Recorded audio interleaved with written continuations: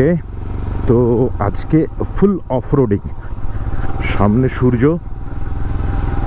আর অফরোডিংয়ের mode.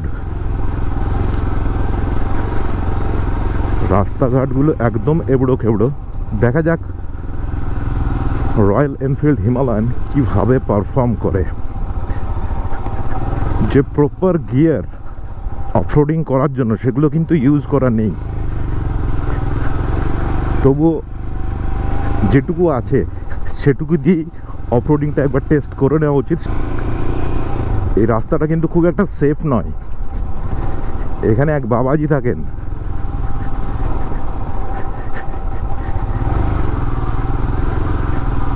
এখানে ওনার সাথে একবার দর্শন হয়েছিল।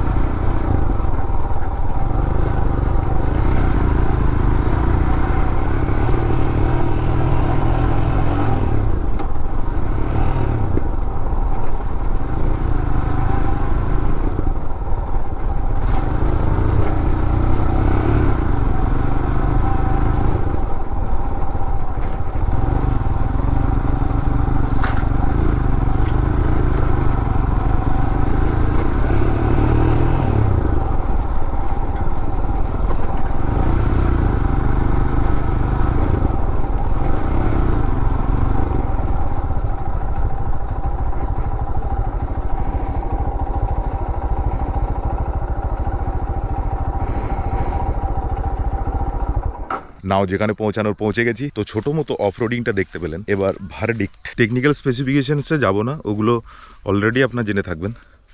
তবে বলবো শক অ্যাবজর্বার নিয়ে যে কথাগুলো বলা হয় রয়্যাল এনফিল্ড হিমালয়ানকে নিয়ে, ঠিকঠাক, অতটাও স্মুথ না, আবার অতটাও খারাপ না। স্পেশালি আমার মনে হয়েছে যে রেয়ার সাসপেনশন যেটা আর একটু স্মুথ হলে ভালো হতো।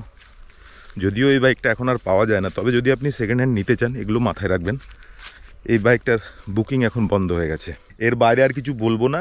খুব যে আহামরি সাসপেনশন সেগুলোও নয়, মোটামুটি নর্মাল বাইকের মতোই এক্সপিরিয়েন্স। তবে হ্যাঁ, সিটিং পশ্চার ভালো হওয়ার জন্য বাইকটা ড্রাইভ করতে খুব ভালো লাগে। এবার ভিডিও প্রায় শেষের দিকে, তাই এখানে একটা ডিসক্লেমার দিতে চাইবো। এ ধরনের বাইক রিভিউ বা বাইকের ডিটেল রিভিউ করার চ্যানেল এটা আমার নয়। ছোট বড় ব্লগ আমি বানাবো এরকম ভেবে রেখেছি, কিন্তু আমি অফরোডিংটা টেস্ট করলাম, তাই ভাবলাম ফাঁক তাহলে আপনাদেরও যদি দেখিয়ে দেওয়া যায়। তো বন্ধুরা, বেলা প্রায় শেষের দিকে, ভিডিওটা এখানেই শেষ করব। আশপাশটা কেমন সুন্দর দেখতেই পাচ্ছেন। তো এরকম ন্যাচারাল সিনিক বিউটি যদি দেখতে চান বা গ্রাম বাংলা নিয়ে আপনি বেশি ইন্টারেস্টেড, তো বলবো আমার এই চ্যানেলে জুড়ে থাকুন সাবস্ক্রাইব করে। নিচে আপনার গুরুত্বপূর্ণ মতামত কমেন্ট সেকশনে দেবেন, আর ভিডিওটাকে একটু পুশ করার জন্য ভিডিওটাকে শেয়ার করবেন আর লাইক করতে ভুলবেন না।